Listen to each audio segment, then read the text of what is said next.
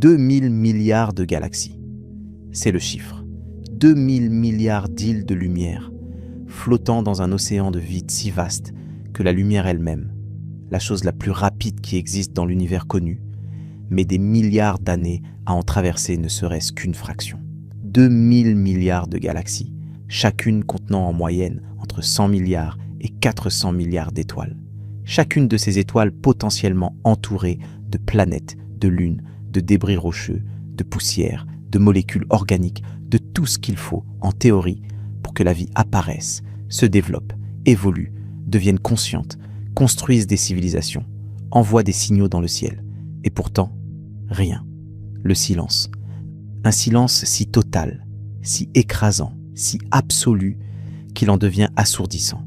Pas un seul signal, pas une seule transmission, pas un seul artefact, pas une seule trace, pas une seule empreinte, pas un seul murmure dans les ondes radio, dans les infrarouges, dans les rayons gamma, dans aucune bande du spectre électromagnétique. Rien. Et ce rien est peut-être la chose la plus terrifiante que la science ait jamais découverte. Tu vas découvrir ce soir 3 mystères qui se cachent derrière ce silence. Le premier, c'est pourquoi les chiffres eux-mêmes semblent nous mentir. Pourquoi les mathématiques les plus élémentaires prédisent que l'univers devrait grouiller de civilisations avancées, et pourquoi cette prédiction se fracasse contre un mur de silence qui ne devrait pas exister. Le deuxième, c'est ce que ce silence nous révèle sur la nature même de l'univers, sur sa violence cachée, sur les mécanismes de destruction à une échelle si colossale que l'esprit humain ne peut même pas commencer à les concevoir. Des mécanismes qui pourraient expliquer pourquoi toute civilisation, aussi avancée soit-elle, finit peut-être par disparaître avant de pouvoir envoyer le moindre signal. Et le troisième mystère, le plus vertigineux, c'est ce que tout cela signifie pour nous, pour notre espèce, pour notre avenir, pour notre place dans un cosmos qui semble soit vide, soit hostile, soit indifférent d'une manière qui dépasse tout ce que nos philosophies ont jamais imaginé. Quand tu auras entendu tout ce qui va suivre, tu ne regarderas plus jamais le ciel nocturne de la même façon. Tu vas découvrir quelque chose ce soir qui va te suivre longtemps, qui va s'installer dans un coin de ton esprit et qui refusera de partir. Si les mystères du cosmos te fascinent, si tu veux comprendre ce que l'univers essaie peut-être de nous dire à travers son silence, abonne-toi. Le voyage commence maintenant. Commençons parce que tout le monde croit savoir. La version officielle, celle qu'on enseigne, celle qu'on répète dans les documentaires, celle qui rassure. La voici. L'univers est immense. Il contient un nombre presque infini de planètes. Certaines de ces planètes se trouvent dans ce qu'on appelle la zone habitable de leur étoile, c'est-à-dire à la bonne distance pour que l'eau liquide puisse exister à leur surface. L'eau liquide, c'est la condition de base, le prérequis fondamental de la vie telle que nous la connaissons. Et comme l'univers a près de 14 milliards d'années, il a eu largement le temps de produire de la vie ailleurs. Donc, logiquement, statistiquement, mathématiquement, il devrait y avoir d'autres civilisations, beaucoup d'autres civilisations. Peut-être des millions, peut-être des milliards.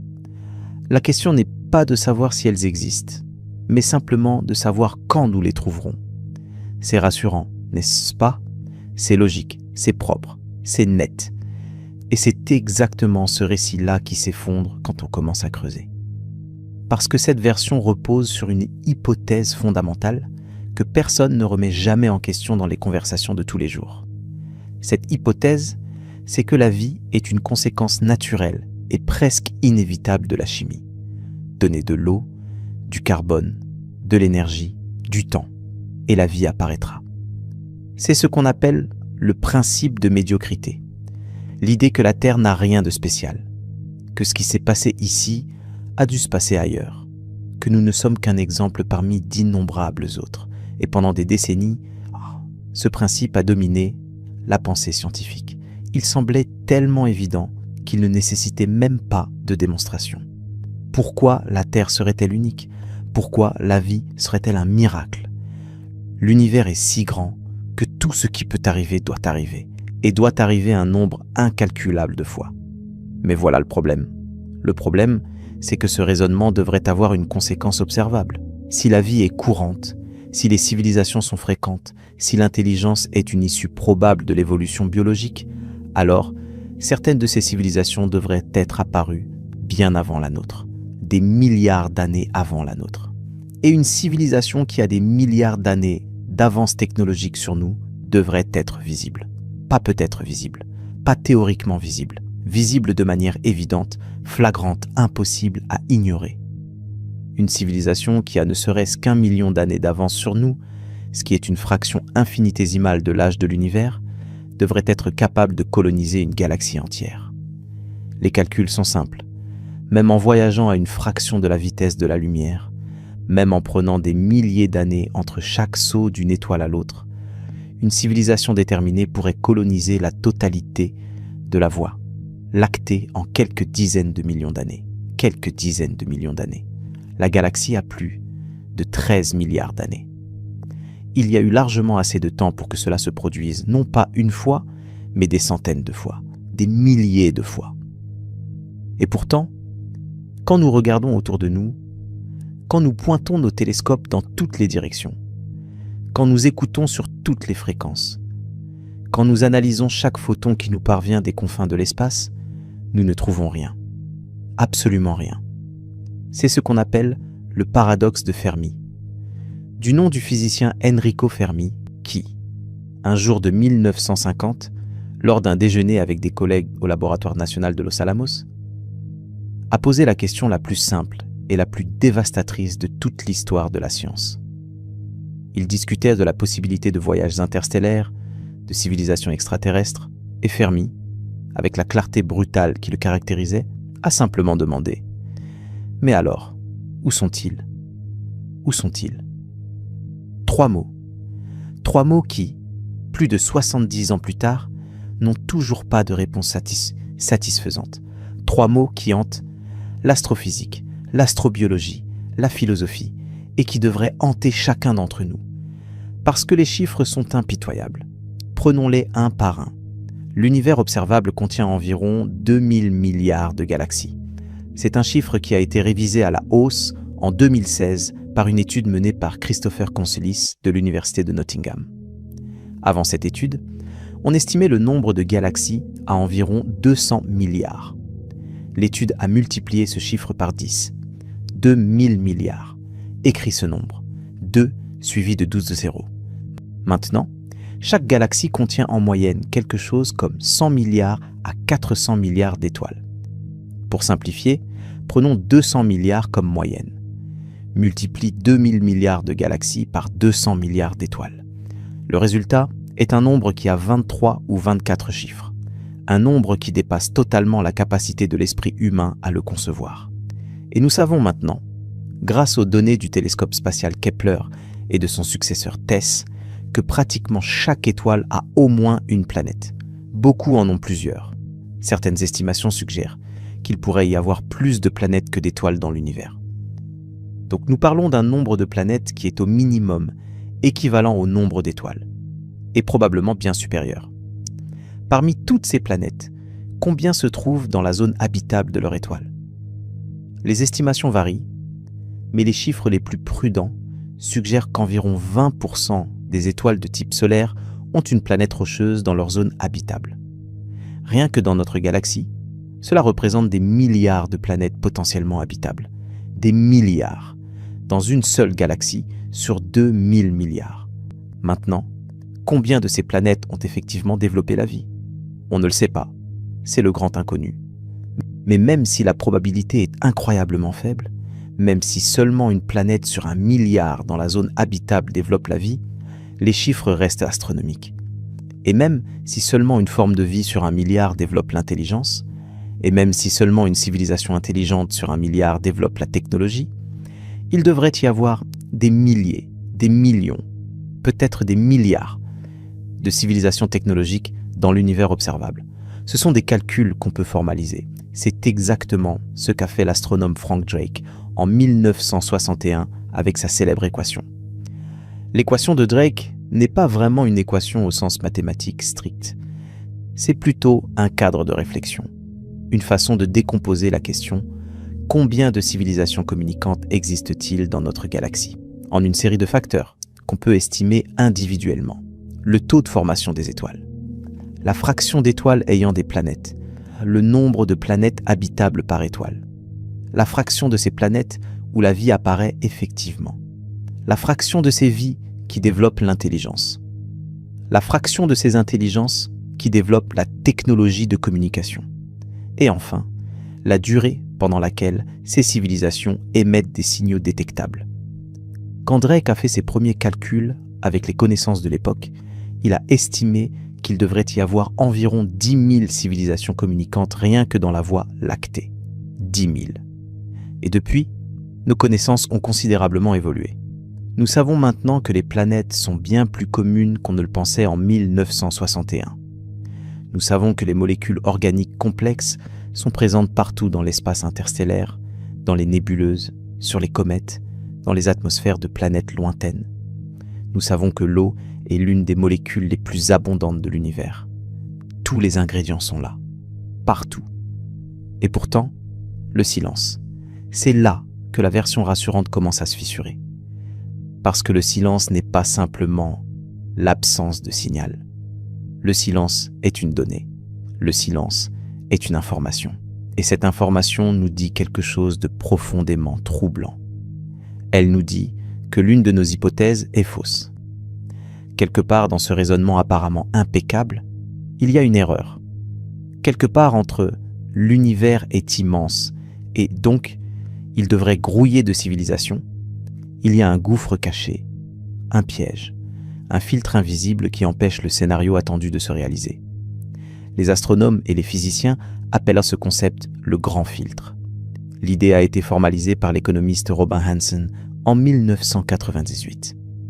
Le grand filtre est un obstacle, quelque part sur le chemin qui mène de la matière inerte à une civilisation capable de coloniser la galaxie. Un obstacle si difficile à franchir que pratiquement personne ne le franchit. Un goulot d'étranglement cosmique. Et la question terrifiante, la question qui empêche littéralement certains scientifiques de dormir la nuit, c'est celle-ci. Le grand filtre est-il derrière nous ou devant nous? Si le grand filtre est derrière nous, alors nous avons déjà franchi l'obstacle le plus difficile. Peut-être que l'apparition de la vie est un événement extraordinairement rare. Peut-être que le passage de la vie unicellulaire à la vie multicellulaire est un miracle statistique. Peut-être que le développement de l'intelligence est une aberration cosmique. Dans ce cas, nous sommes peut-être l'une des très rares civilisations à avoir émergé. Et le silence de l'univers s'explique simplement par le fait que presque personne d'autre n'a réussi à franchir les étapes que nous avons franchies. C'est un scénario étrangement réconfortant. Il fait de nous quelque chose de précieux, de rare, d'improbable et de merveilleux. Mais si le grand filtre est devant nous, alors les implications sont apocalyptiques. Si le grand filtre est devant nous, cela signifie que toutes les civilisations qui atteignent notre niveau technologique finissent par se détruire, ou par être détruites, que quelque chose les attend, quelque chose d'inévitable, quelque chose contre quoi aucune technologie ne peut lutter, et que ce quelque chose les efface de l'existence avant qu'elles ne puissent laisser la moindre trace dans le cosmos. Et si c'est le cas, alors nous marchons vers le même destin. Nous sommes sur le même chemin. Et le silence de l'univers n'est pas un mystère, c'est un avertissement. Voilà ce que la version officielle ne te dit pas. Voilà ce qui se cache derrière les chiffres rassurants et les estimations optimistes. Le silence de l'univers n'est pas un puzzle intellectuel amusant. C'est peut-être le signal d'alarme le plus important que l'humanité ait jamais reçu. Un signal qui, par une ironie cosmique parfaite, prend la forme de l'absence totale de signal. Mais la réalité est encore plus complexe que cela. Parce que pour comprendre véritablement pourquoi l'univers est silencieux, il ne suffit pas de réfléchir aux probabilités de la vie. Il faut comprendre ce qu'est réellement l'univers. Pas la version simplifiée qu'on nous présente, pas la version poétique des nuits étoilées et des galaxies majestueuses. La version réelle. La version brutale. La version dans laquelle l'espace lui-même est un environnement d'une hostilité que nous commençons à peine à mesurer. Un environnement où la destruction opère à des échelles que nous n'avons pas de mots pour décrire. Un environnement où ce que nous appelons la vie n'est peut-être qu'une anomalie fragile, une étincelle fugitive dans un océan de violence cosmique. Mais la réalité est beaucoup plus sombre que ce que tu imagines. Et c'est ce que nous allons explorer maintenant. Pour comprendre le silence, il faut d'abord comprendre les distances. Pas les distances telles que nous les concevons au quotidien. Pas les kilomètres entre deux villes. Les distances cosmiques. Et c'est là que l'esprit humain commence à défaillir. Parce que ces distances ne sont pas simplement grandes. Elles sont d'une immensité qui viole notre intuition la plus fondamentale. Commençons par quelque chose de familier. La Lune, notre voisine la plus proche. Elle se trouve à environ 384 000 km de la Terre. C'est une distance que nous avons réussi à parcourir. Des êtres humains ont marché sur la Lune. Cela nous a pris environ 3 jours de voyage. 3 jours. C'est gérable, c'est compréhensible. Maintenant, passons au Soleil. Le Soleil est à environ 150 millions de kilomètres. La lumière met un peu plus de 8 minutes pour parcourir cette distance. En vaisseau spatial, avec nos technologies actuelles, il faudrait plusieurs mois. C'est déjà beaucoup plus loin, mais c'est encore concevable. Maintenant, allons jusqu'à la planète la plus éloignée de notre système solaire. Neptune se trouve à environ 4,5 milliards de kilomètres du Soleil. La sonde Voyager 2, lancée en 1977, a mis 12 ans pour atteindre Neptune. 12 ans de voyage à travers le vide spatial pour atteindre une planète qui, à l'échelle de l'univers, est littéralement notre voisine de palier. Et la lumière du Soleil met environ 4 heures pour atteindre Neptune. Mais tout cela n'est rien.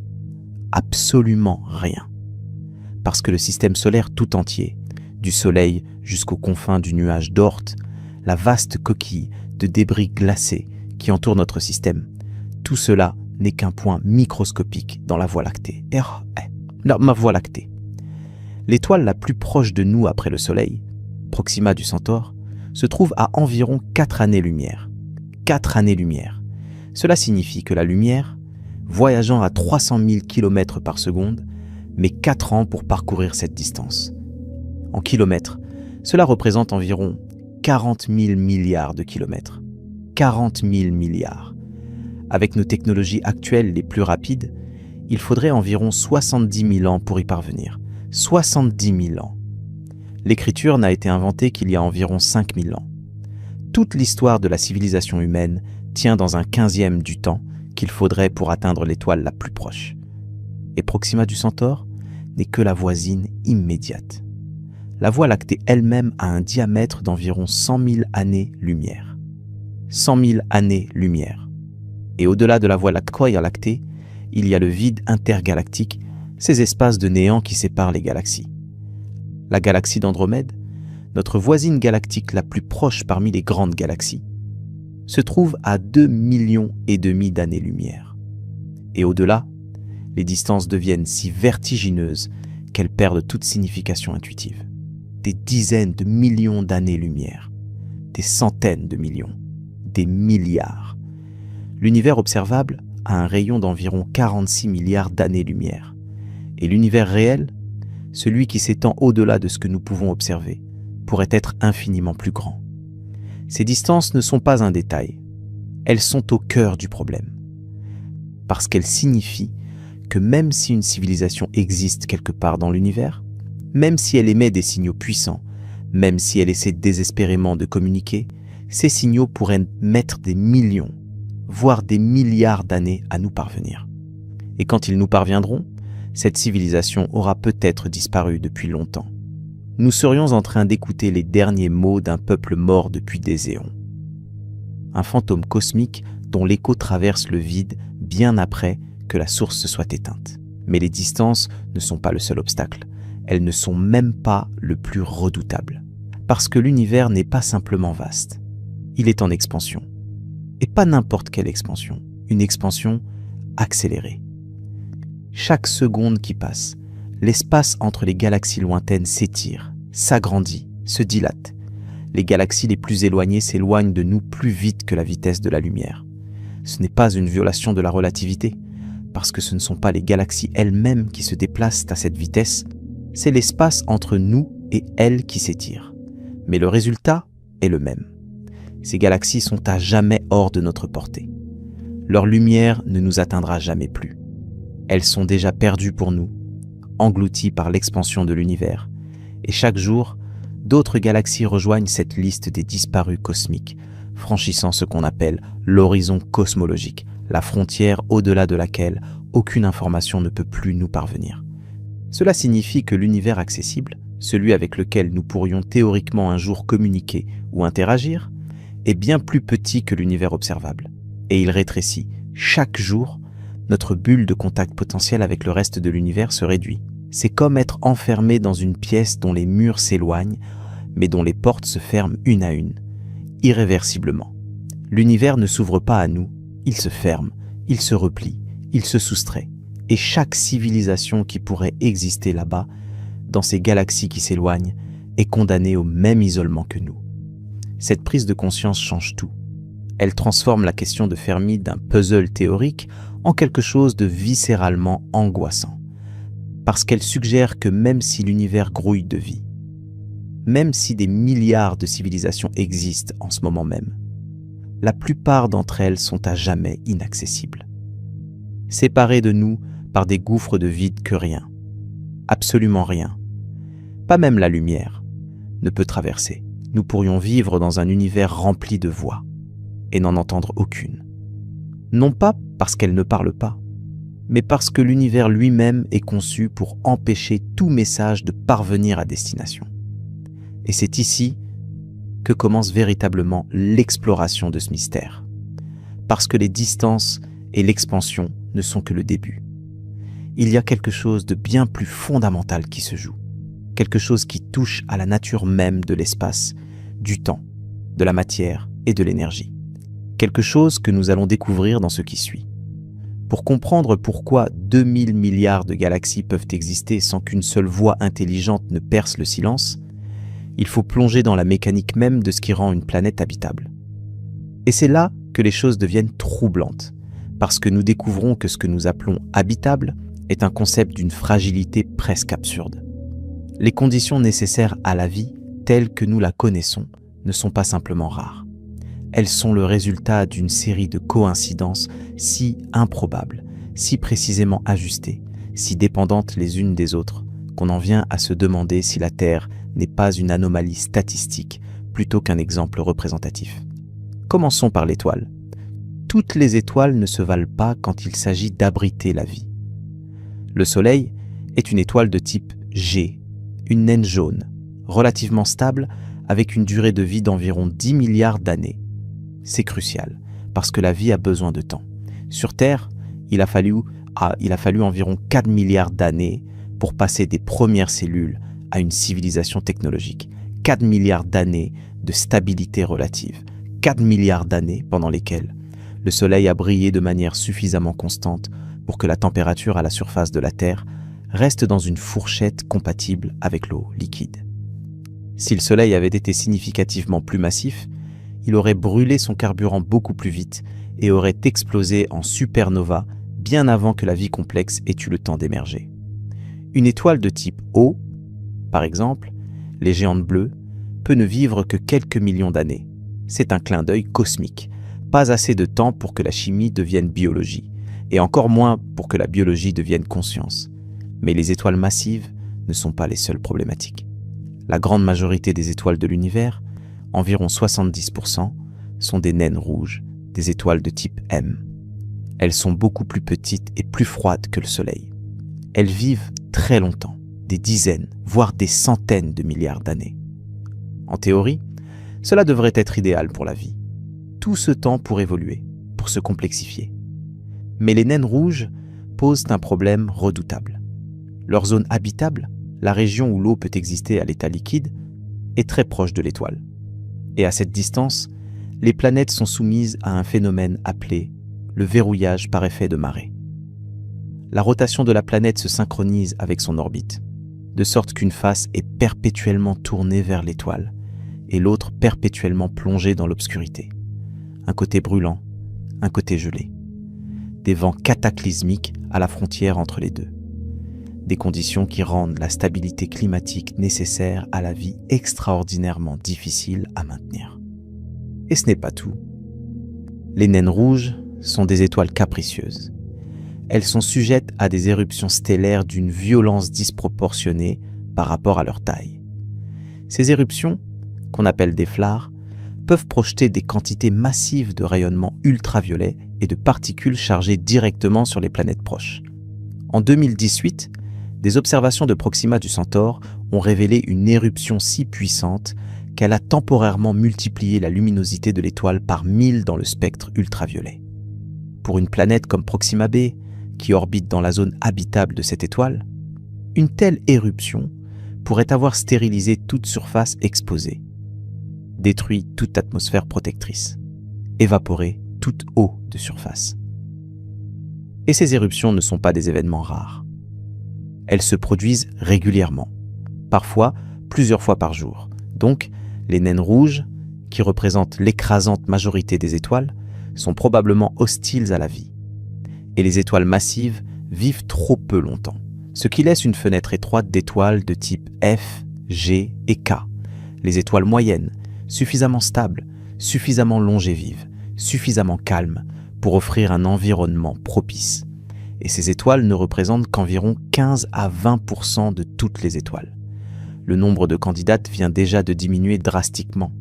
Mais avoir la bonne étoile ne suffit pas. Il faut avoir la bonne planète. Et là encore, les exigences sont stupéfiantes. La Terre n'est pas simplement une boule de roche à la bonne distance du Soleil. Elle possède un ensemble de caractéristiques qui, prises individuellement, semblent peut-être courantes, mais qui, combinées, forment une configuration d'une rareté potentiellement extrême. Il faut une planète de la bonne taille, trop petite, et sa gravité est insuffisante pour retenir une atmosphère. Mars en est l'exemple parfait. Mars avait autrefois de l'eau liquide, une atmosphère plus dense, peut-être même des conditions favorables à la vie. Mais sa masse, environ 10 fois inférieure à celle de la Terre, n'a pas été suffisante pour retenir son atmosphère face au vent solaire. Au fil des centaines de millions d'années, l'atmosphère martienne s'est lentement échappée dans l'espace, l'eau s'est évaporée ou gelée, et la surface est devenue le désert irradié et stérile que nous observons aujourd'hui. Trop grande, et la planète accumule trop d'hydrogène et d'hélium lors de sa formation, devenant une géante gazeuse sans surface solide comme Jupiter ou Saturne. La fenêtre est étroite. Il faut un champ magnétique puissant. La Terre possède un noyau de fer liquide en rotation, un moteur géologique interne qui génère un champ magnétique global, la magnétosphère. Ce bouclier invisible dévie la majeure partie du vent solaire. Ce flux constant de particules chargées qui, sans protection, arracherait notre atmosphère molécule par molécule. Sans ce champ magnétique, la Terre ressemblerait probablement à Mars. Or, un champ magnétique de cette puissance nécessite des conditions internes très spécifiques. Il faut un noyau métallique suffisamment grand, suffisamment chaud, avec les bonnes propriétés de convection. Ce n'est pas quelque chose que toutes les planètes rocheuses possèdent. Vénus, par exemple, qui est presque la jumelle de la Terre en termes de taille, n'a pratiquement pas de champ magnétique. Et Vénus est un enfer. Une température de surface de 460 degrés, une atmosphère écrasante de dioxyde de carbone, des pluies d'acide sulfurique. Sans champ magnétique, même une planète de la bonne taille, à la bonne distance de la bonne étoile, peut devenir inhabitable. Il faut de la tectonique des plaques. La Terre est la seule planète de notre système solaire dont nous savons avec certitude qu'elle possède une tectonique des plaques active. Ce mouvement lent mais constant des plaques continentales joue un rôle fondamental dans la régulation du climat. Le cycle du carbone, ce mécanisme par lequel le dioxyde de carbone est absorbé par les roches, enfoui dans le manteau terrestre par la subduction des plaques, puis relâché dans l'atmosphère par le volcanisme, agit comme un thermostat planétaire. Sans lui, le climat de la Terre aurait probablement basculé vers l'un des deux extrêmes depuis longtemps. Soit un effet de serre incontrôlé, comme sur Vénus, soit une glaciation permanente. La tectonique des plaques n'est pas un accessoire géologique. C'est peut-être l'un des mécanismes les plus essentiels au maintien de conditions habitables sur de longues périodes. Et nous ne savons pas à quel point ce mécanisme est commun sur d'autres planètes rocheuses. Il pourrait être rare, très rare. Il faut une lune de la bonne taille. notre Lune est anormalement grande par rapport à la Terre. Son rapport de taille avec sa planète hôte est unique dans le système solaire pour les planètes rocheuses. Et elle joue un rôle crucial. La Lune stabilise l'inclinaison axiale de la Terre. Sans elle, l'axe de rotation de notre planète oscillerait de manière chaotique au fil des millions d'années, provoquant des variations climatiques si extrêmes qu'elles rendraient probablement impossible le développement d'une biosphère complexe. Mars, qui n'a pas de grande lune stabilisatrice, voit son inclinaison axiale varier de manière dramatique, entre 15 et 35 degrés environ, sur des échelles de temps géologiques. Sur Terre, grâce à la Lune, cette inclinaison reste remarquablement stable autour de 23 degrés et demi. Ce sont les saisons prévisibles, les climats alors stables, les conditions constantes dont la vie complexe a besoin pour évoluer.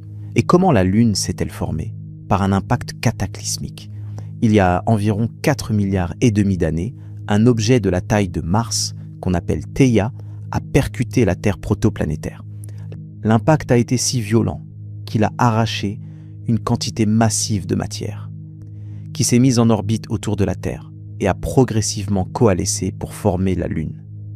C'est un événement d'une violence et d'une précision extraordinaires. Si Theia avait été un peu plus grande, elle aurait détruit la Terre. Un peu plus petite, et la Lune résultante n'aurait pas été assez massive pour stabiliser l'axe terrestre. Si l'angle d'impact avait été différent, le résultat aurait été complètement autre. C'est une collision qui a dû se produire de la bonne manière, au bon moment, avec le bon angle, la bonne vitesse, la bonne masse. Les probabilités d'un tel événement sur une planète donnée sont difficiles à estimer, mais elles ne sont certainement pas élevées. Il faut des planètes géantes au bon endroit. Jupiter et Saturne, les deux géantes gazeuses de notre système solaire, jouent un rôle protecteur souvent sous-estimé. Leur masse colossale, Jupiter à elle seule a une masse 318 fois supérieure à celle de la Terre, agit comme un aspirateur gravitationnel qui dévie ou capture une proportion significative des comètes et des astéroïdes qui pourraient autrement bombarder les planètes intérieures. Sans Jupiter, le taux d'impact cataclysmique sur Terre serait peut-être 1000 fois plus élevé. La vie aurait pu émerger, mais elle aurait été régulièrement annihilée avant d'avoir le temps de se complexifier. Jupiter est le gardien silencieux de la Terre. Un bouclier gravitationnel dont l'existence au bon endroit, à la bonne distance, avec la bonne masse, est peut-être une autre de ces coïncidences sans lesquelles nous ne serions pas là pour poser la question.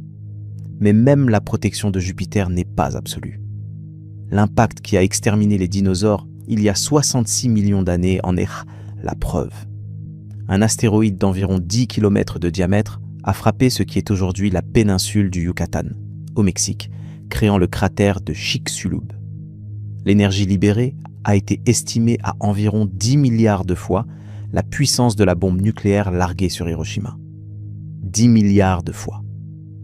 L'impact a provoqué des incendies globaux, un hiver d'impact qui a duré des années, l'effondrement des chaînes alimentaires et l'extinction de 75% de toutes les espèces vivantes sur Terre.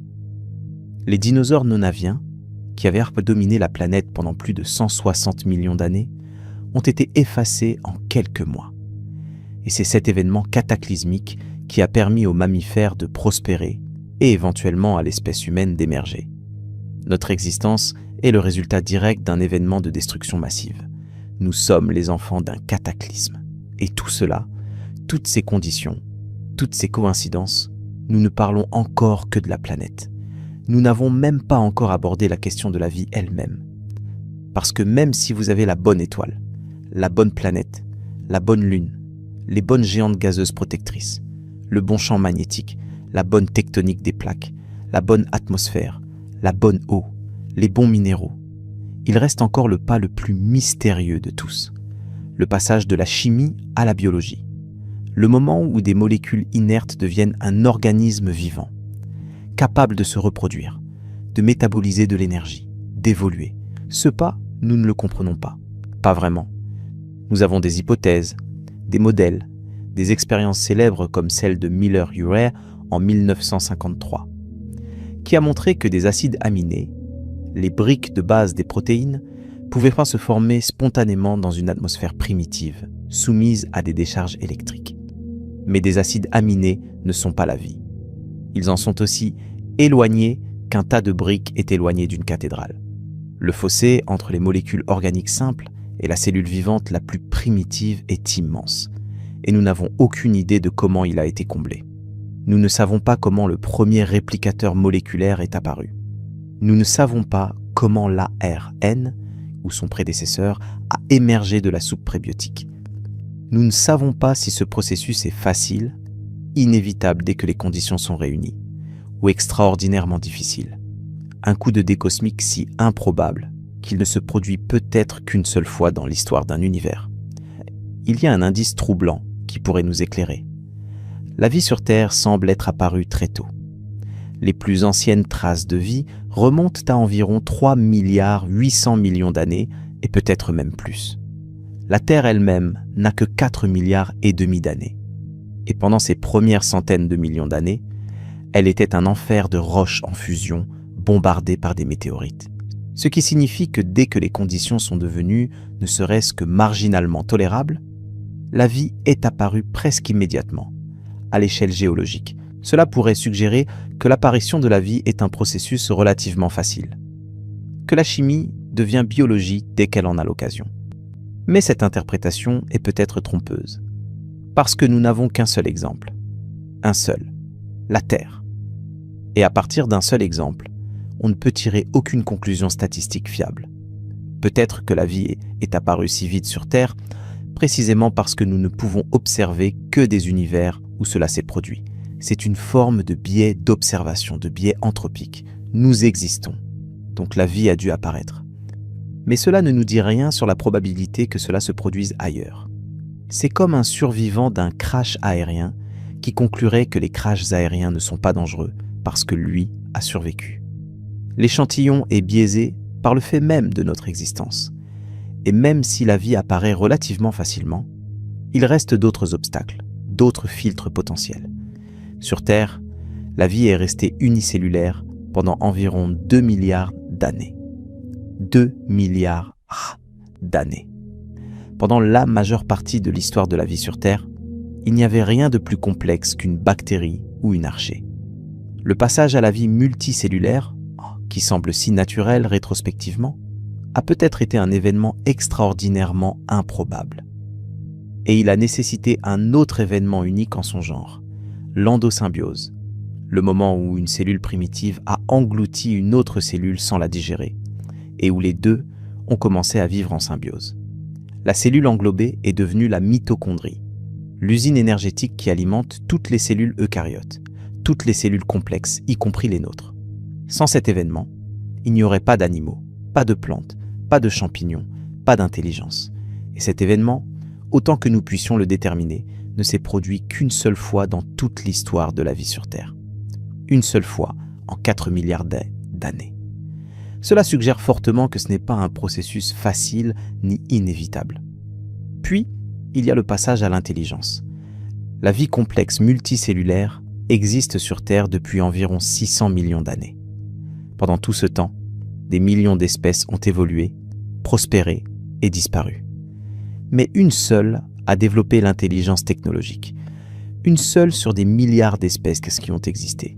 Les dinosaures ont régné pendant 160 millions d'années sans jamais développer de technologie. Les requins existent depuis 400 millions d'années. Les méduses depuis 600 millions d'années.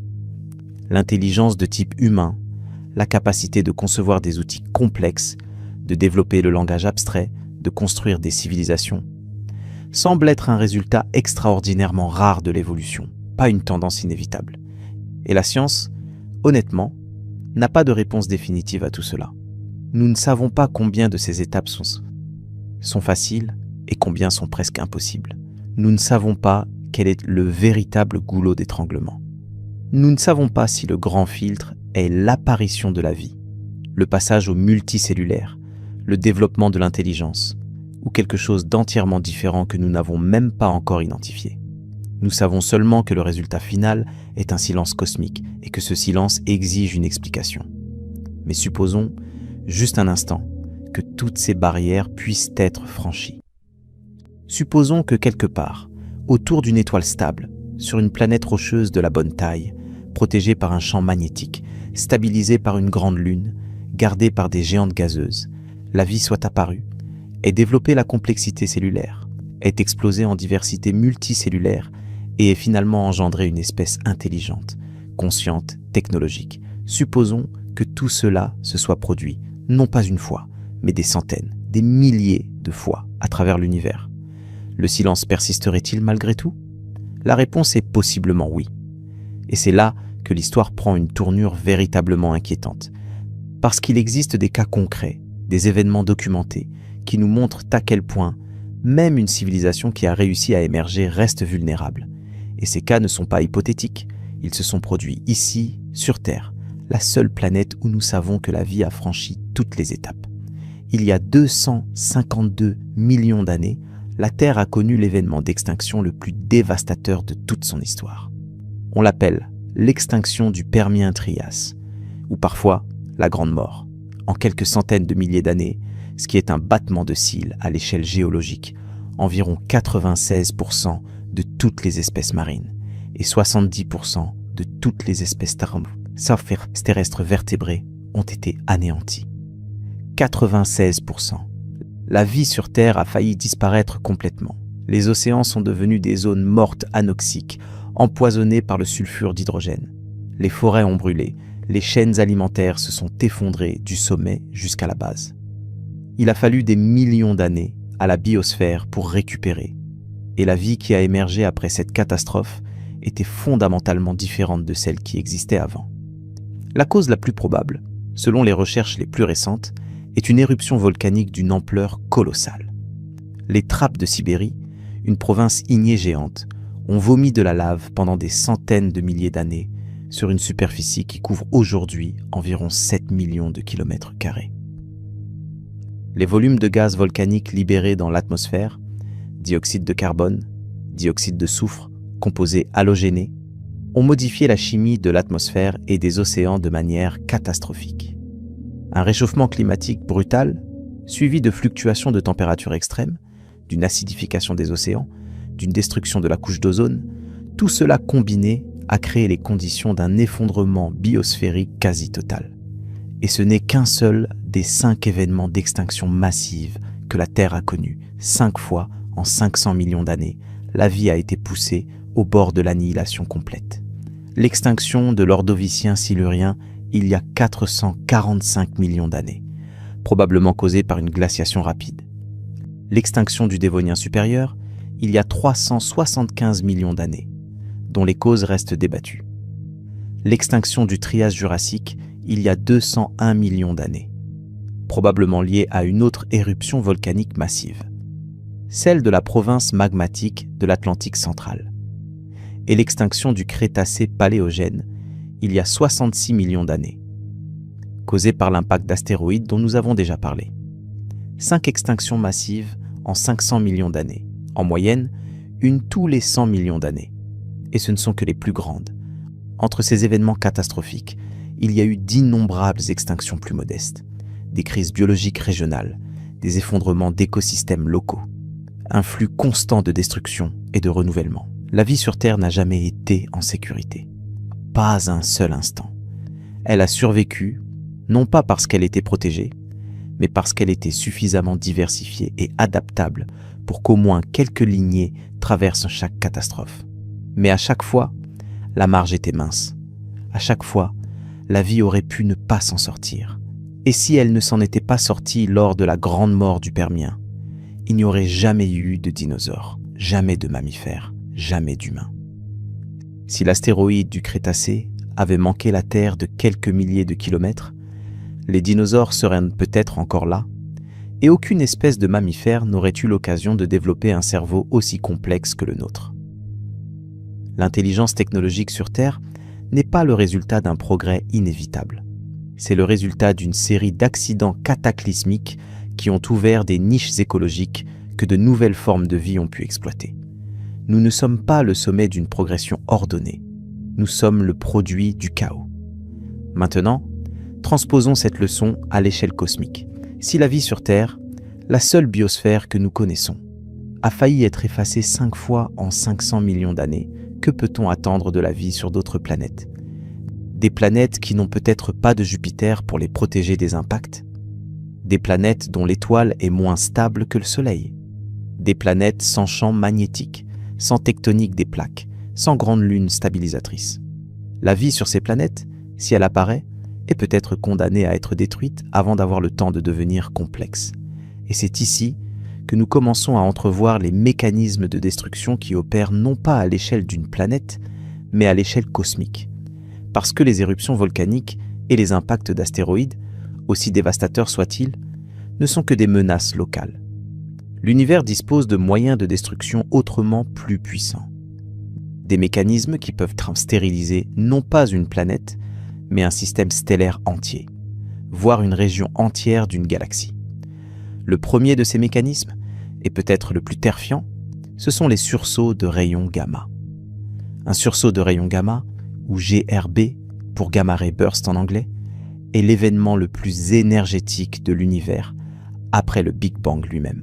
En quelques secondes, parfois en quelques millisecondes, un sursaut de rayons gamma libère autant d'énergie que le Soleil en produira pendant toute sa durée de vie de 10 milliards d'années. Autant d'énergie en quelques secondes que le Soleil en 10 milliards d'années. Ce chiffre est si extravagant qu'il semble irréel. Mais il est confirmé par des décennies d'observations.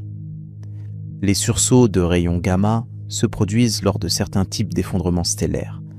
Quand une étoile massive, au moins 20 à 30 fois la masse du Soleil, épuise son carburant nucléaire et s'effondre sur elle-même, formant un trou noir ou une étoile à neutrons. Dans certaines conditions, cet effondrement produit 2 jets de matière et de rayonnement incroyablement concentrés, projetés dans des directions opposées à une vitesse proche de celle de la lumière. Si l'un de ces jets est pointé dans notre direction, nous le détectons comme un sursaut de rayons gamma. Et voilà ce qui est véritablement effrayant. Si un sursaut de rayons gamma se produisait suffisamment près de la Terre, les conséquences seraient catastrophiques. Des études publiées dans The Astrophysical Journal ont estimé qu'un GRB, se produisant à moins de 6500 années-lumière de la Terre, pourrait détruire la moitié de la couche d'ozone de notre planète. Sans la couche d'ozone, le rayonnement ultraviolet du Soleil atteindrait la surface avec une intensité mortelle. La photosynthèse dans les océans serait perturbée, détruisant le phytoplancton, la base de la chaîne alimentaire marine. Les organismes terrestres exposés au rayonnement souffriraient de dommages cellulaires massifs. Une extinction de masse s'ensuivrait, et certains scientifiques pensent que cela s'est déjà produit. L'extinction de l'Ordovicien silurien, il y a 445 millions d'années, la première des 5 grandes extinctions, a des caractéristiques qui correspondent étonnamment bien à un scénario d'irradiation par un sursaut de rayons gamma. Une extinction rapide, touchant principalement les organismes de surface et des eaux peu profondes, tout en épargnant relativement les espèces des eaux profondes. La destruction partielle de la couche d'ozone expliquerait ce modèle. C'est une hypothèse, pas une certitude, mais elle est plausible. Et si elle est correcte, cela signifie que la Terre a déjà été frappée par l'un de ces événements, il y a près d'1 demi-milliard d'années. Et que nous sommes là aujourd'hui uniquement parce que l'impact n'a pas été suffisant pour éradiquer toute la vie. Mais les sursauts de rayons gamma ne sont pas la seule menace d'origine stellaire. Il y a aussi les supernovae proches. Quand une étoile massive explose en supernova, elle libère une quantité colossale d'énergie et de matière dans l'espace environnant. Si une supernova se produisait à moins de 30 années-lumière de la Terre, les conséquences seraient dévastatrices. Le flux de rayons cosmiques de haute énergie qui atteindrait notre système solaire pourrait provoquer une destruction de la couche d'ozone comparable à celle d'un sursaut de rayons gamma, mais prolongée sur des centaines d'années. Des études publiées en 2016 dans The Astrophysical Journal Letters ont trouvé des traces de fer 60, un isotope radioactif produit par les supernovae, dans des sédiments marins datant d'environ 2 700 000 ans. Cela suggère qu'une supernova s'est produite à environ 150 à 300 années-lumière de la Terre à cette époque. Pas assez près pour provoquer une extinction de masse, mais suffisamment près pour avoir potentiellement augmenté le flux de rayons cosmiques et influencé le climat terrestre. Certains chercheurs ont même spéculé que cette augmentation du rayonnement cosmique pourrait avoir contribué au changement climatique et aux pressions sélectives qui ont joué un rôle dans l'évolution des premiers hominidés en Afrique. L'espace entre les étoiles, ce que nous percevons comme un vide paisible quand nous regardons le ciel nocturne, est en réalité un champ de tir. Les étoiles naissent, vivent et meurent, et leurs morts sont souvent violentes. Et chaque mort violente envoie une onde de choc, de destruction, qui se propage à travers l'espace, touchant potentiellement tout ce qui se trouve sur son chemin. Et cela nous amène à une transition cruciale. Parce que si ces mécanismes de destruction stellaire sont redoutables, ils ne sont rien comparés à ce qui se passe à plus grande échelle, à l'échelle des galaxies elles-mêmes. Les galaxies ne sont pas des jardins tranquilles où les étoiles brillent paisiblement. Les galaxies sont des entités dynamiques, violentes, en perpétuelle transformation. Elles entrent en collision les unes avec les autres. Elles fusionnent. Elles dévorent leurs voisines plus petites, et en leur cœur, elles abritent des monstres d'une puissance qui défie l'entendement. Au centre de presque chaque grande galaxie se trouve un trou noir supermassif. Celui de la voie lactée, Sagittarius A étoile, a une masse équivalente à environ 4 millions de fois celle du Soleil. C'est colossal. Et pourtant, c'est modeste comparé à d'autres. Le trou noir, au centre de la galaxie Messier 87, celui dont la première image directe a été capturée en 2019 par le réseau de télescopes Event Horizon, a une masse de 6 milliards et demi de fois celle du Soleil. 6 milliards et demi de Soleils compressés dans une singularité dont la taille est comparable à celle de notre système solaire. Quand de la matière tombe vers un trou noir supermassif, quand du gaz, de la poussière, parfois des étoiles entières sont aspirées dans sa gueule gravitationnelle, cette matière s'échauffe à des températures de millions de degrés en spiralant dans ce qu'on appelle le disque d'accrétion. L'énergie libérée par ce processus est stupéfiante. Le noyau de la galaxie devient alors ce qu'on appelle un noyau galactique actif, et dans les cas les plus extrêmes, un quasar, un objet si lumineux qu'il peut éclipser la lumière combinée de toutes les étoiles de sa galaxie hôte. Un seul quasar peut briller avec la luminosité de 1000 galaxies, et cette énergie n'est pas bénigne. Elle prend la forme de rayonnements intenses dans tout le spectre électromagnétique, des ondes radio aux rayons gamma, ainsi que de jets relativistes, des colonnes de matière et de rayonnements projetés à des vitesses proches de celles de la lumière sur des distances de milliers, parfois de millions d'années-lumière. Ces jets et ce rayonnement peuvent stériliser des régions entières d'une galaxie. Toute planète qui se trouverait dans le chemin de ces jets, ou même simplement trop près du noyau galactique actif, serait baignée dans un rayonnement si intense que toute vie à sa surface serait impossible. C'est peut-être la raison pour laquelle la position de notre système solaire dans la voie lactée est si importante. Nous ne sommes pas au centre de la galaxie, où le rayonnement du trou noir central et la densité d'étoiles, et donc de supernovas, sont beaucoup plus élevés. Nous ne sommes pas non plus dans les bras spiraux les plus denses, où les régions de formation d'étoiles massives produisent régulièrement des supernovas et des sursauts de rayons gamma. Nous sommes dans une zone relativement calme, entre deux brasseux spiraux, à environ 26 000 années-lumière du centre galactique. C'est ce qu'on appelle parfois la zone habitable galactique, par analogie avec la zone habitable autour d'une étoile. Et cette position privilégiée est peut-être une autre des conditions nécessaires à l'existence d'une biosphère durable. Une condition que beaucoup de planètes, dans beaucoup de galaxies, ne remplissent que peut-être pas.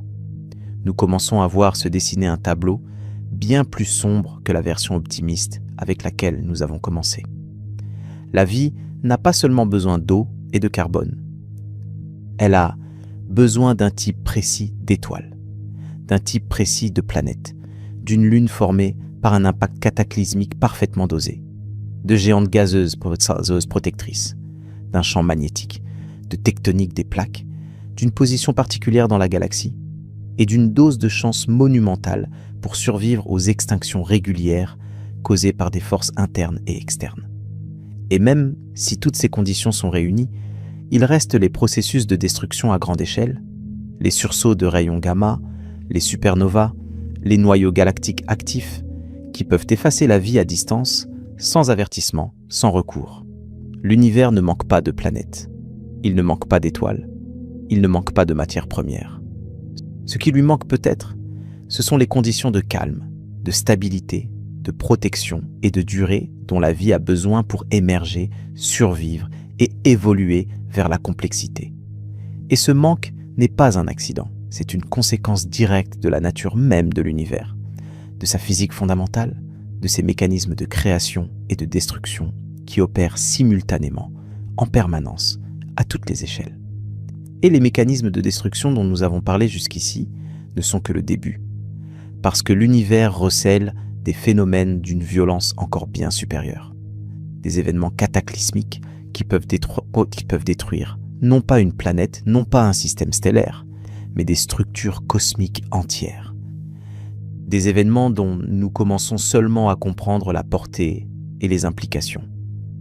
Il y a quelque chose de presque hypnotique dans la manière dont l'univers détruit. Ce n'est pas une destruction chaotique, désordonnée, accidentelle. C'est une destruction structurelle, inscrite dans les lois mêmes de la physique, aussi fondamentale que la création elle-même. Et quand on commence à cataloguer les mécanismes par lesquels le cosmos anéantit ce qu'il a créé, on comprend pourquoi le silence de 2000 milliards de galaxies n'est peut-être pas un mystère du tout. C'est peut-être la seule issue logique. Parlons des collisions de galaxies. Nous avons cette image romantique des galaxies comme des objets figés, des spirales immobiles épinglées sur le velours noir du ciel. Mais les galaxies bougent. Elles sont en mouvement constant, attirées par la gravité de leurs voisines, emportées par les courants gravitationnels à grande échelle qui structurent l'univers. Et quand deux galaxies se rencontrent, ce qui n'est pas rare du tout, le résultat est un cataclysme d'une durée et d'une ampleur qui échappe à notre perception temporelle. La Voie lactée elle-même est engagée dans une danse gravitationnelle avec la galaxie d'Andromède. Andromède se rapproche de nous à environ 110 km par seconde. Dans environ 4 milliards et demi d'années, les deux galaxies entreront en collision. Ce ne sera pas un impact brutal comme celui de deux voitures. Les galaxies sont principalement composées de vide. La distance entre les étoiles est si immense que les collisions directes entre étoiles individuelles seront extrêmement rares. Mais les champs gravitationnels des deux galaxies interagiront de manière spectaculaire. Les orbites des étoiles seront perturbées, déformées, complètement réorganisées. Des étoiles seront éjectées de la nouvelle structure fusionnée, projetées dans le vide intergalactique pour errer seules pour l'éternité. Des nuages de gaz entreront en collision, se comprimeront et déclencheront des vagues massives de formations stellaires, dont beaucoup produiront des étoiles massives à durée de vie courte qui exploseront rapidement en supernova. Le centre de la galaxie fusionnée pourrait devenir temporairement un noyau galactique actif si les deux trous noirs supermassifs fusionnent eux aussi, déversant un torrent de rayonnement sur tout le volume de la nouvelle galaxie. Pendant cette période de fusion, qui durera des centaines de millions d'années, les conditions dans la galaxie résultante seront profondément perturbées. Les systèmes de planétaires qui se trouvaient dans des zones calmes pourraient soudain se retrouver projetés dans des régions de formation stellaire intense, baignés dans le rayonnement de supernovas proches, exposés aux jets d'un quasar nouvellement formé.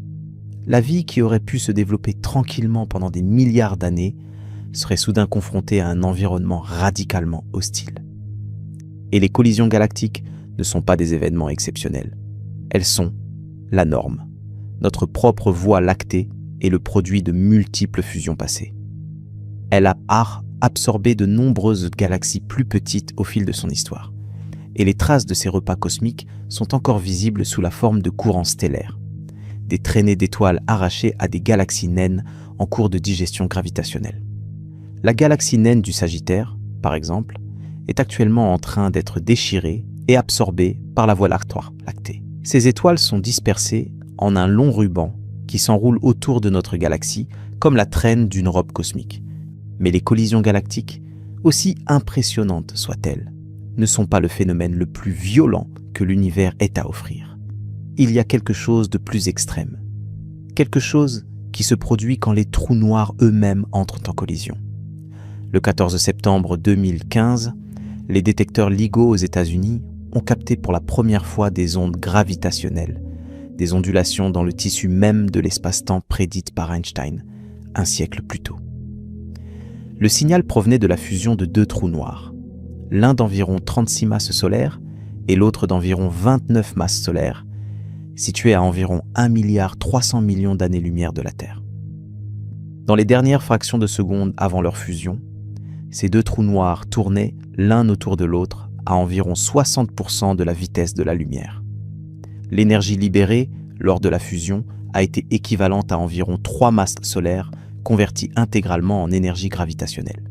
3 masses solaires.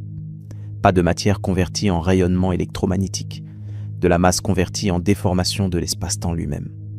C'est une quantité d'énergie si colossale que, pendant une fraction de seconde, cet événement a émis plus de puissance que toutes les étoiles de l'univers observable combinées.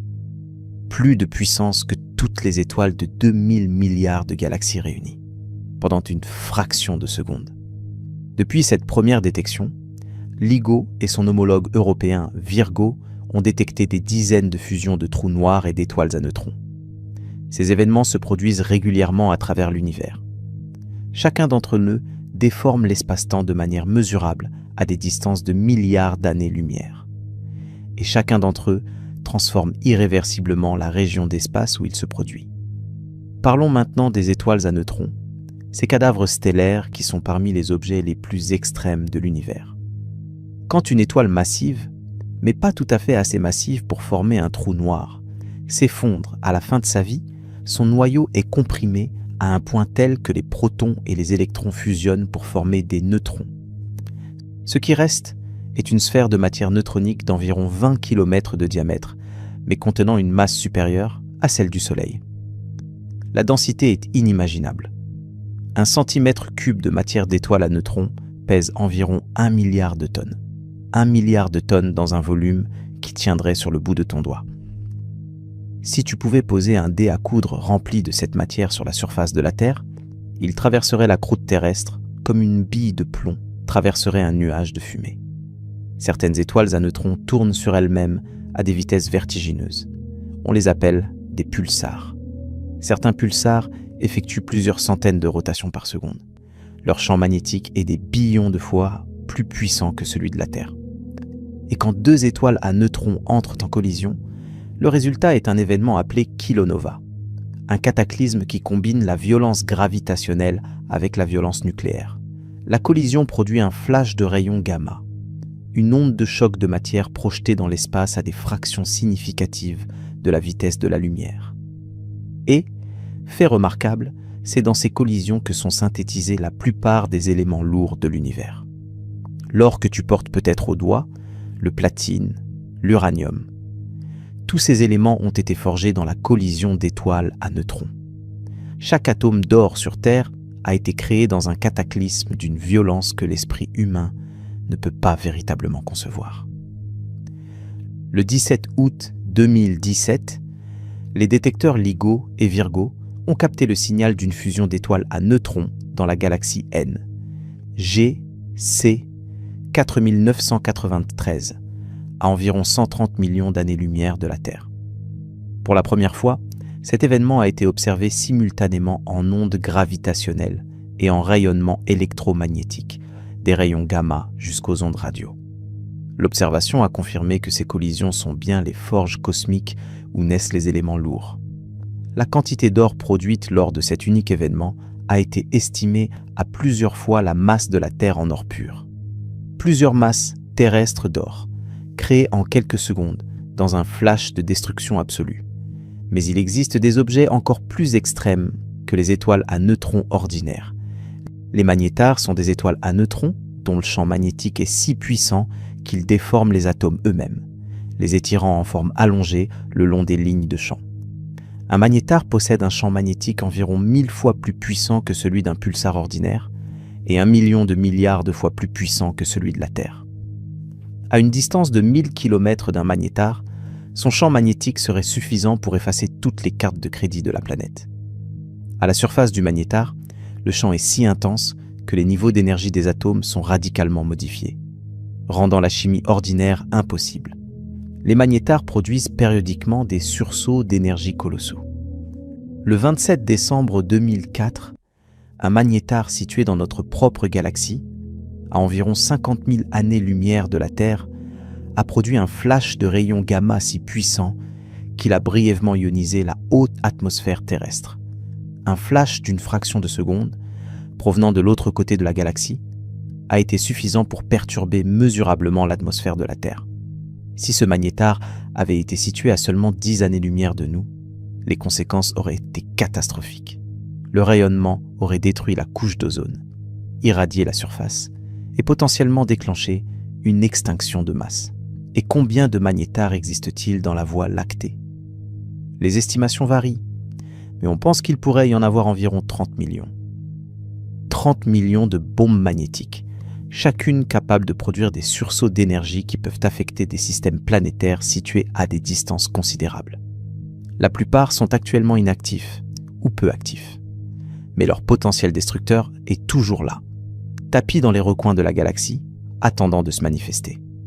Ajoutons à ce catalogue de violences cosmiques un phénomène encore plus mystérieux, les sursauts radio-rapides, ou FRB pour Fast Radio Bursts. Ces événements, découverts pour la première fois en 2007 dans des données d'archives du radiotélescope de Parkes en Australie, sont des impulsions de rayonnement radio extrêmement brèves, durant quelques millisecondes, mais libérant autant d'énergie que le Soleil en produit en un an. En quelques millisecondes, la puissance instantanée de ces événements est stupéfiante. Et ils se produisent partout, dans toutes les directions du ciel, à des distances cosmologiques. Certains se répètent, d'autres ne surviennent qu'une seule fois. Leur origine exacte reste débattue. Les magnétars sont l'une des sources identifiées. Grâce à la détection en 2020 d'un FRB provenant d'un magnétar de notre propre galaxie, SGR 1935+, 2154. Mais d'autres mécanismes pourraient être à l'œuvre pour les FRB les plus puissants. L'univers est un orchestre de destruction. Chaque instrument joue sa propre mélodie de violence, à son propre rythme, à sa propre échelle. Les éruptions stellaires stérilisent les planètes proches. Les supernovas irradient des régions entières de l'espace. Les sursauts de rayons gamma peuvent frapper à des milliers d'années-lumière. Les collisions de galaxies bouleversent les orbites de milliards d'étoiles. Les fusions de trous noirs déforment l'espace-temps lui-même. Les magnétars explosent avec une énergie qui traverse la galaxie. Et tout cela se produit en permanence, partout, depuis près de 14 milliards d'années. Face à tout cela, la vie apparaît comme quelque chose d'incroyablement fragile. Une bougie dans un ouragan, un flocon de neige dans un four. Et la question n'est plus « Pourquoi n'y a-t-il pas de vie ailleurs ?» La question devient « Comment est-il possible qu'il y ait de la vie quelque part ?» Comment est-il possible que sur une planète dans un coin reculé d'une galaxie ordinaire, la chimie ait réussi à devenir biologie? Que la biologie ait survécu à des milliards d'années de bombardements cosmiques et que de cette survie improbable ait émergé une espèce capable de se poser la question de sa propre existence. Et il y a un dernier mécanisme de destruction dont nous n'avons pas encore parlé. Un mécanisme qui n'est pas violent au sens spectaculaire du terme, pas d'explosion, pas de flash, pas de collision, mais qui est c'est peut-être le plus définitif de tous. C'est la mort thermique de l'univers. L'univers se refroidit, lentement, inexorablement, il se refroidit. La température du rayonnement de fond cosmologique, cette lueur résiduelle du Big Bang qui baigne tout l'espace, est aujourd'hui d'environ 2,7 degrés au-dessus du zéro absolu. Et elle continue de baisser, à mesure que l'univers s'étend et que la longueur d'onde de ce rayonnement s'étire. Les étoiles brûlent leur carburant et s'éteignent. De nouvelles étoiles se forment à partir du gaz disponible, mais ce gaz s'épuise progressivement.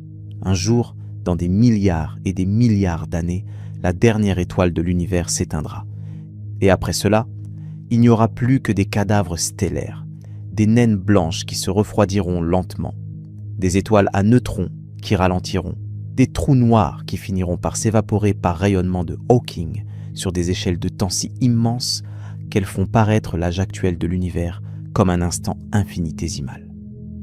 La mort thermique n'est pas une catastrophe soudaine, c'est un crépuscule éternel, un affaissement lent vers l'uniformité, vers l'équilibre thermodynamique, vers un état où aucune structure ne peut exister, où aucun processus ne peut se produire, où la notion même d'événement perd son sens. C'est la fin ultime, non pas avec un bang, mais avec un murmure qui s'éteint progressivement jusqu'au silence parfait.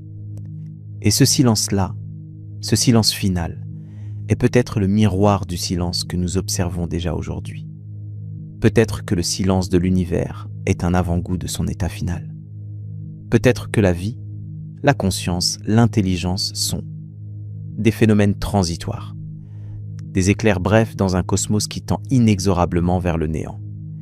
Et chaque civilisation qui émerge quelque part brille un instant, comme une étincelle dans l'obscurité, puis s'éteint, emportée par l'un ou l'autre des mécanismes de destruction que nous avons catalogués, ou simplement par l'entropie elle-même, cette loi fondamentale qui dicte que tout ordre finit par se dissoudre dans le désordre.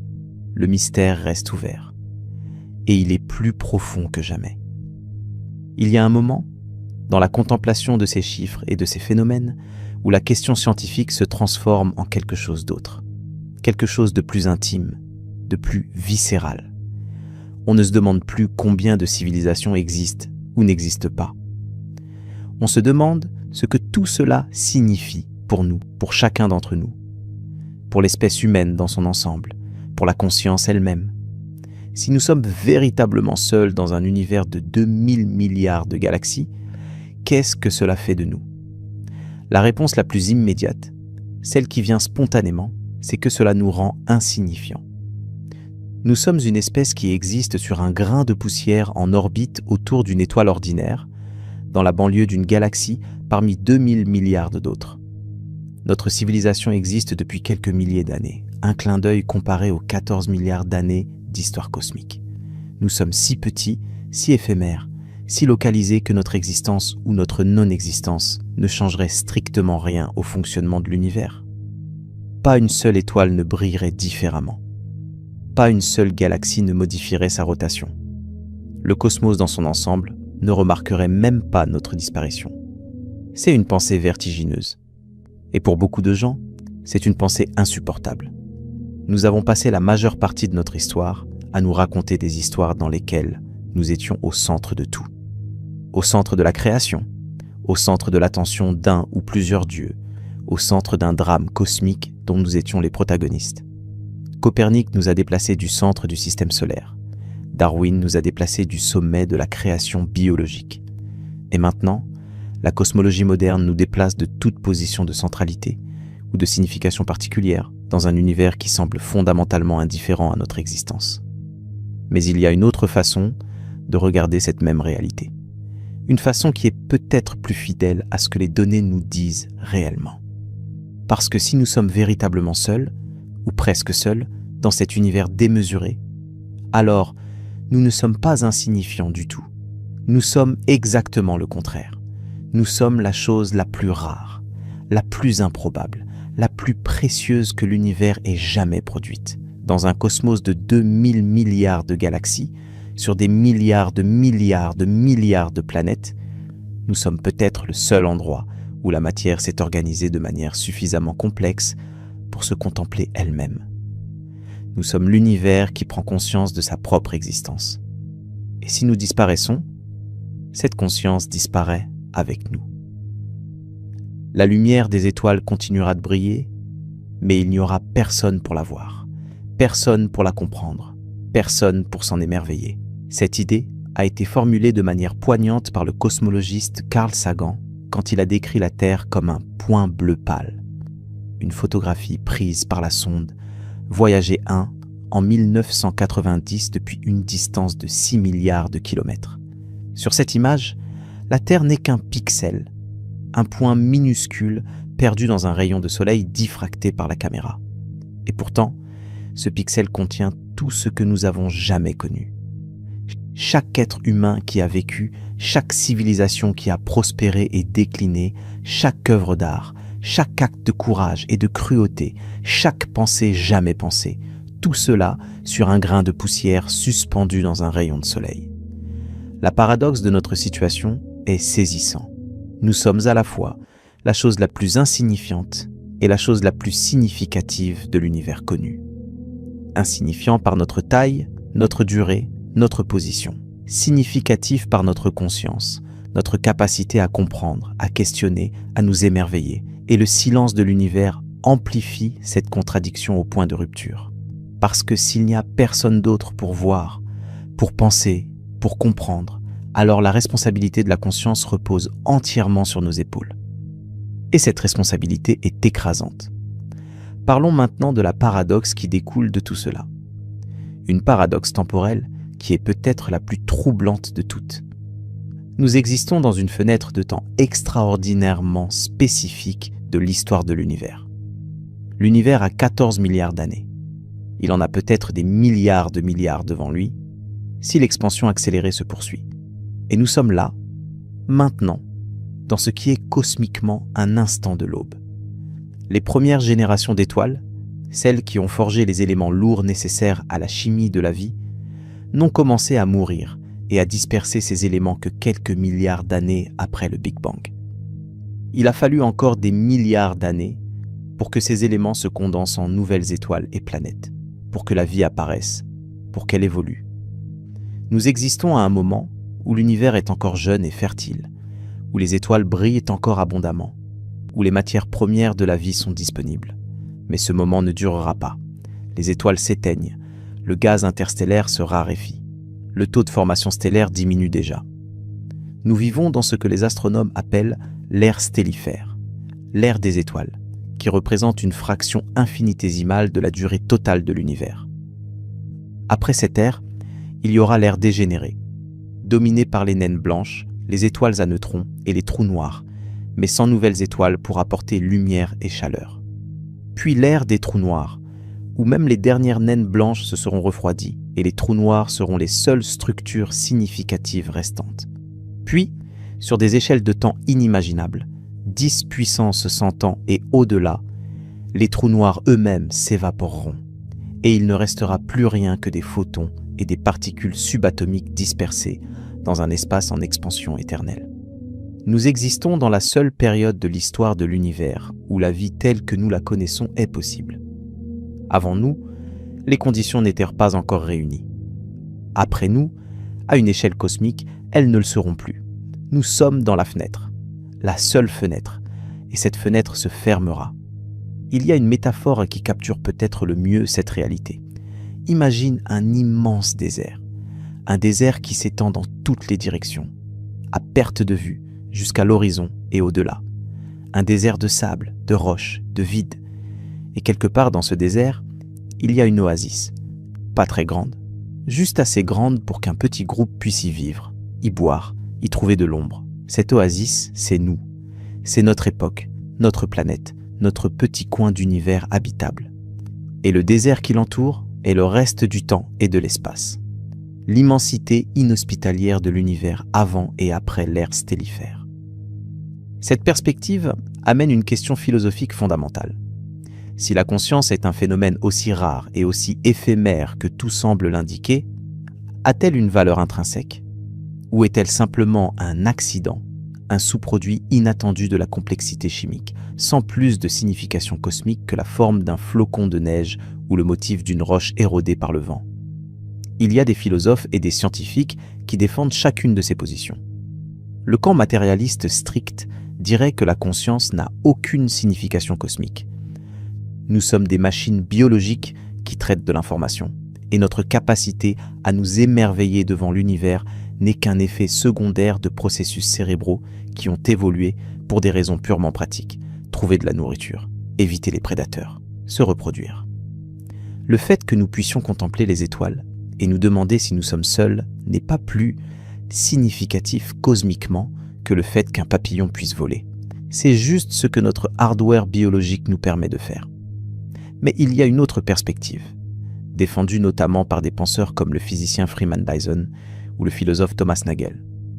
Cette perspective suggère que la conscience est peut-être la chose la plus fondamentale de l'univers, et non la plus accidentelle. Que l'émergence de la conscience n'est pas un sous-produit anodin, mais le point vers lequel tend l'évolution cosmique elle-même. Que l'univers n'est véritablement réel que dans la mesure où il est perçu et compris par une conscience. Cette idée a des échos dans certaines interprétations de la mécanique quantique, notamment l'interprétation de Copenhague et l'interprétation des mondes multiples, qui assignent à l'observation et à la mesure un rôle fondamental dans la détermination de la réalité physique. Mais même si l'on rejette ces perspectives philosophiques plus audacieuses, il reste un fait incontestable. Sans conscience, l'univers serait exactement le même physiquement. Les mêmes étoiles, les mêmes galaxies, les mêmes forces, les mêmes processus, mais il n'y aurait personne pour le savoir, personne pour le nommer, personne pour le comprendre, personne pour s'émerveiller de sa beauté ou trembler devant sa violence. Et cette absence de conscience transformerait l'univers en quelque chose de fondamentalement différent. Non pas physiquement différent, existentiellement différent. Un univers sans témoin est-il vraiment un univers? Ou est-ce simplement un processus qui se déroule, sans que cela signifie quoi que ce soit pour quiconque? Le paradoxe de Fermi nous confronte à cette question d'une manière qu'aucune autre question scientifique ne le fait. Parce que s'il n'y a personne d'autre là-bas, s'il n'y a pas d'autres yeux pour voir, pas d'autres esprits pour comprendre, alors nous sommes les gardiens solitaires de la signification dans un cosmos indifférent. Et si nous échouons, si nous nous détruisons, si nous laissons notre petit point bleu pâle devenir aussi stérile que Mars, alors la signification elle-même meurt. L'univers retourne à ce qu'il était avant nous, un processus sans témoin, une histoire sans lecteur, un spectacle sans spectateur. Et c'est peut-être là que réside la réponse la plus troublante au paradoxe de Fermi. Peut-être que d'autres civilisations ont existé. Peut-être qu'elles ont regardé les étoiles, comme nous le faisons. Peut-être qu'elles se sont posées les mêmes questions. Peut-être qu'elles ont cherché des signaux dans le vide et n'ont rien trouvé, comme nous. Et peut-être qu'elles ont fini par disparaître, emportées par l'un des innombrables mécanismes de destruction que l'univers met à disposition. Une supernova trop proche, un impact d'astéroïdes, un sursaut de rayons gamma, un effondrement climatique auto-infligé, une guerre d'annihilation, ou simplement l'entropie lente et inexorable qui finit par défaire toute structure, toute organisation, toute civilisation. Chaque civilisation disparue serait alors comme une étoile filante dans le ciel cosmique, un bref trait de lumière dans l'obscurité éternelle, visible un instant puis disparu pour toujours. Et nous serions la prochaine étoile filante. Nous brillons en ce moment. Mais pour combien de temps? Il y a un concept en astrobiologie qui s'appelle la fenêtre de communication. C'est la durée pendant laquelle une civilisation est à la fois capable et désireuse d'émettre des signaux détectables dans l'espace. Pour l'humanité, cette fenêtre s'est ouverte avec l'invention de la radio au début du XXe siècle. Nos premières émissions radio significatives, suffisamment puissantes pour être détectables à des distances interstellaires, datent des années 1930 et 1940. Ce qui signifie que notre bulle de signaux radio a un rayon d'environ 80 à 90 années-lumière. 80 à 90 années-lumière dans une galaxie qui en fait 100 000 de diamètre. Notre signal n'a touché qu'une fraction infinitésimale de la Voie lactée. Et il est déjà très faible, dilué par la distance, noyé dans le bruit de fond cosmique. Mais plus important encore, combien de temps cette fenêtre restera-t-elle ouverte? Si notre civilisation s'effondre dans 100 ans, ou 1000 ans, ou 10 000 ans, notre fenêtre de communication n'aura été qu'un battement de cils cosmique. Et il en est peut-être de même pour toute autre civilisation. Si chaque civilisation n'émet des signaux que pendant quelques milliers d'années avant de disparaître, et si les civilisations sont séparées par des millions ou des milliards d'années dans le temps, alors la probabilité que deux fenêtres de communication se chevauchent est pratiquement nulle. Nous pourrions vivre dans un univers où des millions de civilisations ont existé, mais jamais en même temps. Des navires qui passent dans la nuit, séparés non pas par l'espace, mais par le temps. Chacun seul dans son moment, chacun convaincu d'être le premier et le dernier, chacun regardant un ciel silencieux et se demandant pourquoi. C'est peut-être la solution la plus poignante au paradoxe de Fermi. Non pas que nous sommes seuls dans l'espace, mais que nous sommes seuls dans le temps. Les civilisations ne coexistent pas. Elles se succèdent, séparées par des abîmes temporels, comme des lucioles qui clignotent dans une vaste forêt obscure. chacune illuminant un instant minuscule avant de s'éteindre, sans jamais savoir que d'autres lucioles ont brillé avant elles, et que d'autres brilleront après. Et cela soulève une dernière question. Une question à laquelle personne ne peut répondre aujourd'hui, et qui restera peut-être sans réponse pour toujours. Cette question, c'est: est-ce que nous sommes l'une des premières lucioles, brillant à l'aube de la forêt, avec des milliards d'autres à venir? Ou sommes-nous l'une des dernières, brillant dans le crépuscule, après que presque toutes les autres se soient éteintes? La réponse changerait tout. Tout ce que nous croyons savoir de notre place dans l'univers, de notre valeur, de notre destin. Et nous ne la connaissons pas. Ce que nous savons, c'est que le silence est là. Et que ce silence est plein de possibilités, certaines exaltantes, d'autres terrifiantes et toutes vertigineuses. Et nous voici au bout du voyage. Pas au bout du mystère, parce que le mystère n'a pas de bout, mais au bout de ce que nous pouvons dire ce soir, dans l'obscurité, en regardant le plafond et en pensant aux étoiles. Nous avons commencé par un chiffre, 2000 milliards de galaxies. Un chiffre qui aurait dû être une promesse de compagnie, de contact, de communion entre civilisations dispersées dans un univers immense mais finalement vivant. Et nous avons vu cette promesse se dissoudre, couche après couche, à mesure que nous examinions les conditions nécessaires à la vie, les obstacles presque insurmontables qui jalonnent le chemin de la matière inerte à la conscience, et les mécanismes de destruction qui balaient continuellement l'échiquier cosmique, emportant peut-être toute civilisation avant qu'elle n'ait le temps de crier dans le vide. Les conditions planétaires que nous avons explorées, la bonne étoile, la bonne orbite, le bon champ magnétique, la bonne lune née d'un cataclysme parfaitement dosé, les géantes gazeuses gardiennes, toutes ces exigences convergent vers une conclusion unique. Ce que nous considérons comme normal, notre existence sur cette planète, est peut-être l'événement le plus extraordinaire de l'histoire de l'univers. Les extinctions de masse qui ont failli nous effacer, les sursauts de rayons gamma qui bombardent l'espace, les supernovas qui irradient des régions entières, les collisions galactiques qui bouleversent les orbites de milliards d'étoiles, les trous noirs qui dévorent tout ce qui s'approche, les magnétars qui explosent avec une énergie qui traverse une galaxie entière, tout cela forme un tableau d'une violence systématique qui rend l'existence de la conscience quelque chose qui ressemble à un miracle. Non pas un miracle au sens surnaturel, un miracle au sens statistique, un événement d'une improbabilité si extrême qu'il confine au prodige. Et pourtant, nous sommes là, nous existons, nous pensons, nous nous interrogeons, et c'est peut-être la chose la plus stupéfiante de toutes. Non pas le silence de l'univers, mais le fait que quelqu'un soit là pour l'écouter. Revenons à la question fondamentale. Pourquoi le silence ? Après tout ce que nous avons traversé ensemble, après les chiffres, les phénomènes, les paradoxes, les cataclysmes et les réflexions philosophiques, quelle est la réponse ?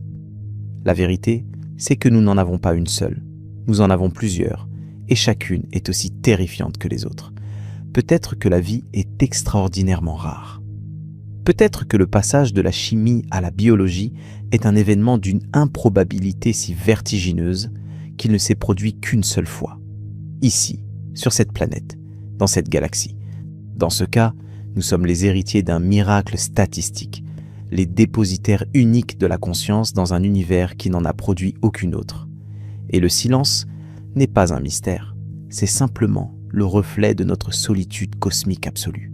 Peut-être que la vie est commune, mais que l'intelligence est rare. Peut-être que des milliards de planètes grouillent de micro-organismes, de bactéries, d'algues, de formes de vie simples qui n'évolueront jamais vers la conscience. L'intelligence, telle que nous la définissons, la capacité de construire des outils, de développer la science, d'émettre des signaux radio, est peut-être une aberration évolutive, un cul-de-sac biologique que la sélection naturelle ne favorise que dans des circonstances exceptionnelles. La Terre a hébergé des milliards d'espèces en 4 milliards d'années, et une seule a développé la technologie. Ce ratio est éloquent. Peut-être que l'intelligence technologique est un phénomène intrinsèquement autodestructeur. Peut-être que toute civilisation qui développe la capacité de manipuler l'énergie à grande échelle finit inévitablement par se détruire, que ce soit par la guerre nucléaire, l'effondrement écologique, la création d'une intelligence artificielle incontrôlable, ou par quelques mécanismes que nous n'avons pas encore imaginés. Peut-être que le grand filtre est devant nous et que les centaines ou les milliers de civilisations qui nous ont précédés dans la galaxie ont toutes trébuché sur le même obstacle que nous nous apprêtons à affronter. Leur silence serait alors un avertissement silencieux, un cimetière cosmique dont nous ne voyons pas les tombes. Peut-être que les civilisations avancées existent, mais qu'elles choisissent le silence. C'est l'hypothèse de la forêt sombre, popularisée par l'écrivain de science-fiction chinois Liu Cixin dans sa trilogie « Le problème à 3 corps ». Dans cette vision, l'univers est une forêt sombre où chaque civilisation est un chasseur silencieux. Révéler sa position, c'est s'exposer à la destruction par une civilisation plus avancée et plus ancienne. Le silence n'est pas un signe d'absence, c'est un signe de prudence, de peur. Chaque civilisation qui comprend les règles du jeu cosmique se tait immédiatement, parce que parler, c'est mourir. Et nous, avec nos émissions radio et nos messages envoyés vers les étoiles, nous serions les nouveaux venus naïfs dans une forêt pleine de prédateurs silencieux. Cette hypothèse est glaçante, et elle est logiquement cohérente. Peut-être que les civilisations avancées existent, mais qu'elles se sont transcendées au-delà de ce que nous pouvons détecter. Peut-être qu'une civilisation suffisamment avancée abandonne la communication électromagnétique pour des formes de communication que nous ne pouvons même pas concevoir. Peut-être qu'elle quitte l'espace physique pour des réalités simulées, des univers virtuels infiniment plus riches et plus contrôlables que l'univers physique. Peut-être qu'elle se replie sur elle-même, miniaturisant sa technologie au lieu de l'étendre, concentrant son énergie au lieu de la disperser. Pour une civilisation vraiment avancée, l'expansion galactique pourrait sembler aussi primitive et inutile que le cri d'un animal qui hurle dans la jungle. Le silence pourrait être le signe non pas de l'absence, mais de la sophistication. Ou peut-être, et c'est l'hypothèse la plus vertigineuse de toutes, peut-être que nous ne savons tout simplement pas quoi chercher. Nous cherchons des signaux radio parce que c'est notre technologie. Nous cherchons des structures de type Dyson parce que c'est notre imagination.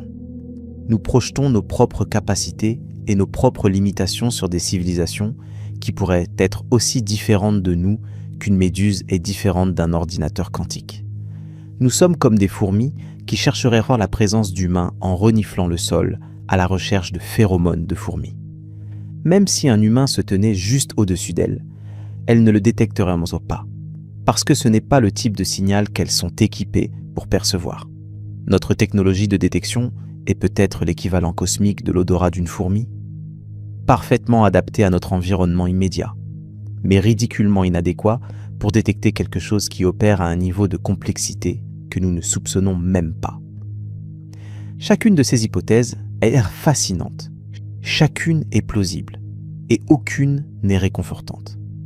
Parce que chacune, à sa manière, nous renvoie à notre propre fragilité. Soit nous sommes seuls, et cette solitude est un fardeau d'une pesanteur inimaginable.